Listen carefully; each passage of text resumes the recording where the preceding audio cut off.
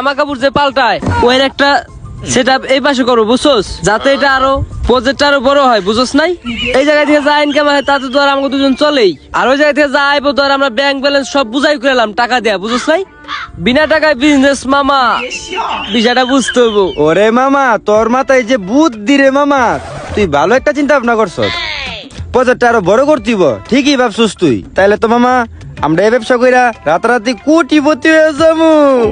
টাকা আর টাকা কোন মুরে।